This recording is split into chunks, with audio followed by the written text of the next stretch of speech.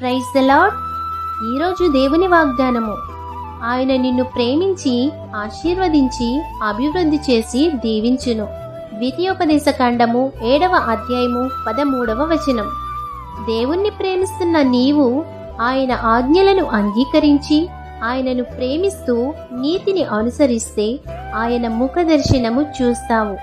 భక్తిహీనుల మార్గము యెహోవాకు హేయము.